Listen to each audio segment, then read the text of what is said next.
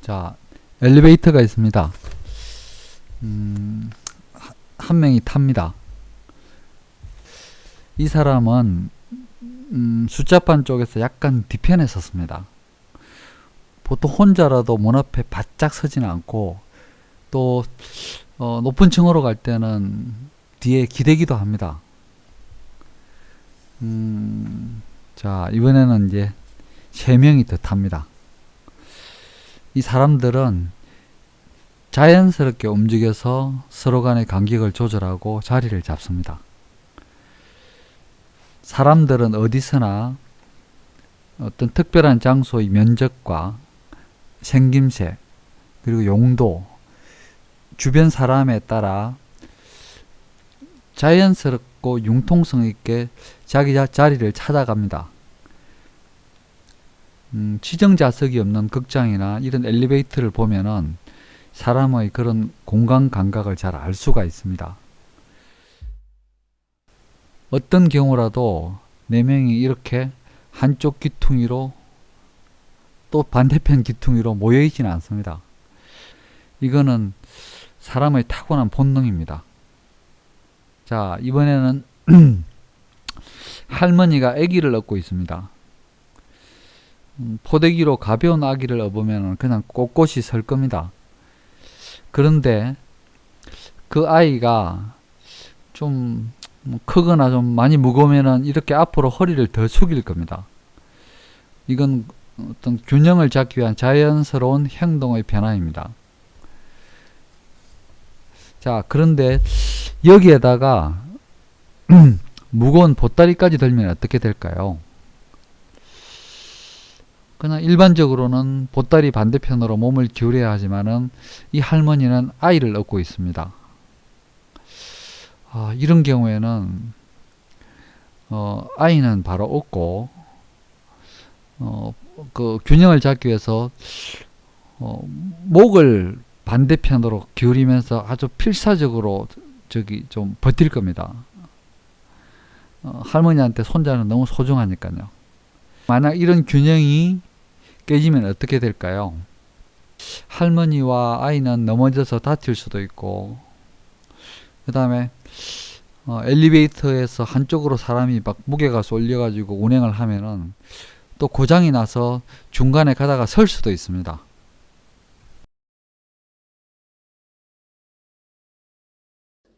어떤 회사 빌딩 앞이나 사무실, 또 집 앞에서 느끼는 이런 종류의 느낌들도 기라고 합니다.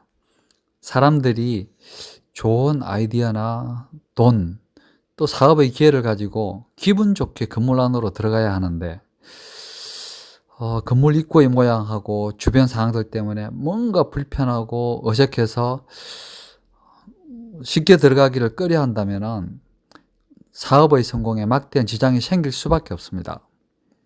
일반적으로 건축과 인테리어는 기능적인 편리성하고 신미성을 주로 강조하지만 풍수는 균형하고 주변과의 조화를 더 중요시합니다.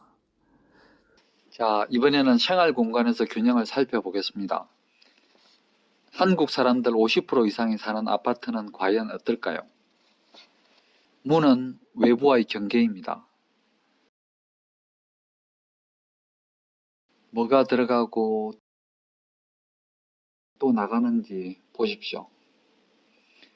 그런데 이런 물건들 뿐만이 아니라 문하고 입구는 인생의 포괄적인 의미까지도 출입을 합니다.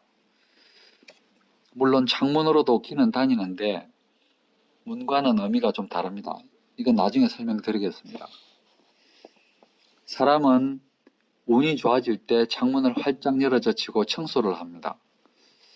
이때 오래되고 불필요한 물건들을 버려야 합니다. 뭐든지 그만큼의 자리가 있어야 새 것이 들어오는데 필요 없는 잡동사니로 빈자리가 없으면 귀는 되돌아가거나 다른 데로 가버립니다. 반면 또 집에 가구나 기물이 너무 없어서 썰렁하면은 막상 좋은 기운이 들어와도 머물지 않고 순식간에 빠져나갑니다. 이렇게 유입과 유출의 균형이 맞지 않으면 건강 악화나 또 사업 부진, 부부 불화, 아이들 문제 등 다양한 문제들이 생깁니다.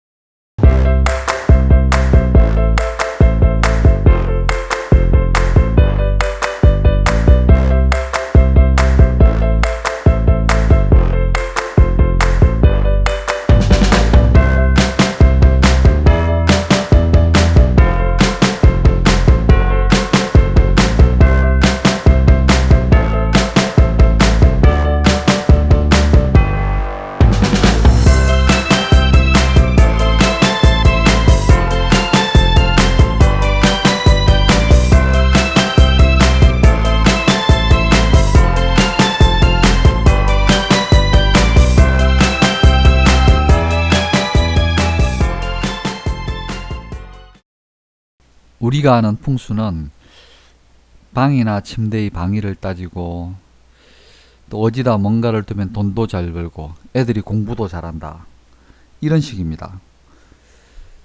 그런데 그것보다는 문이 좀 많은데 저기 놓으면 편하고 잠이 잘 올까?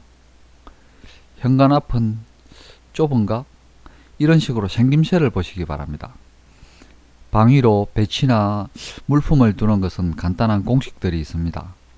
물론 이런 공식들이 가끔 서로 달라서 뭐가 맞는지 잘 모르기도 하지만요. 한편으로 현관에 화분을 두면 복이 들어온다. 그런데 그 화분이 크면 오히려 들어오는 길을 막고, 또 20평이나 30평대 아파트에 현관 중문을 만들면 입구 쪽을 좁게 만들고 또 답답하게 해서 기어 유입을 방해합니다. 항상 처한 환경에 따라 느낌이 틀려진다는 사실을 잘 알아야 합니다. 자, 그럼 평면을 자세히 보겠습니다. 문이 나면 삥 돌아가는 불편은 줄지만 문 가까이는 가구나 침대를 둘 수 없습니다. 특히 좁은 방에 문이 많으면 마치 벽이 없는 것하고 똑같습니다. 방은 문하고 창문이 많을수록 어수선해집니다. 기가 사방으로 흩어져서 안정감이 떨어지고 눕기도 불편합니다. 쉽게 말해서 편히 눕고 싶은 방이 생기가 모이는 좋은 구조입니다. 이번 방은 면적에 비해 문이 많습니다. 이 방에 사람이 자면 화장실로 가는 문을 장롱으로 완전히 가리는 것이 좋습니다. 그리고 거실 화장실을 사용하는 것이 좋습니다. 이대로 두면 부부하고 양쪽 다 둘 다 피곤해집니다. 그런데 본래 있던 문을 가구로 가리는 것은 또 다른 어색함과 불균형을 만드는 것이니까 문을 없애고 완전한 벽으로 만드는 것이 제일 좋습니다. 안방은 화장실로 들어가는 문 방향이 잘못되어 있습니다. 문은 넓은 쪽을 보게끔 안쪽으로 열려야 합니다. 화장실이 너무 크고 화려하면 씻고 지작하는 데 더 많은 시간을 보내고 재물의 손실도 많아진다 라는 말이 있습니다.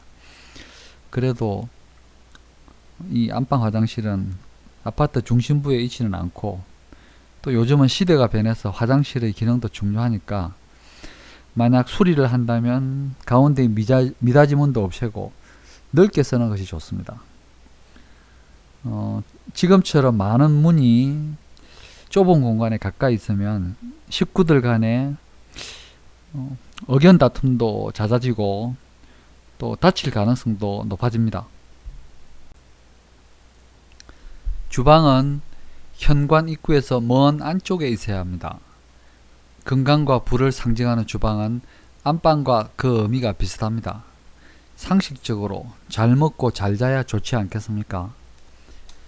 안방이 입구 바로 앞에 있으면 부부의 화목과 생활의 안정, 그리고 안방에 쌓여야 할 부와 재물이 가까운 문으로 쉽게 빠져나갑니다.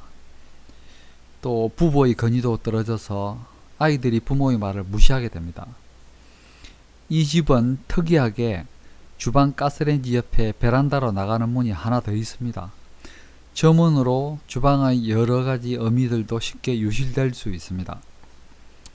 또 문 앞에 세탁기하고 배수구가 있으니까 별로 좋은 의미는 아닙니다.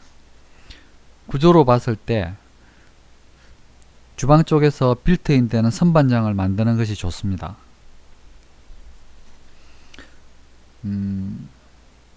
그리고 현관문 바로 앞에 미닫이로 중문이 있고 4개의 문이 가깝게 한 곳에 모여 있습니다. 문은 방위보다는 위치와 열리는 방식이 더 중요합니다.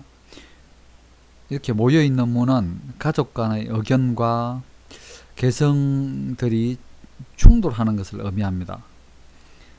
그런데 이 집은 넓은 거실이 바로 앞에 있으니까 다행이라고 하겠습니다.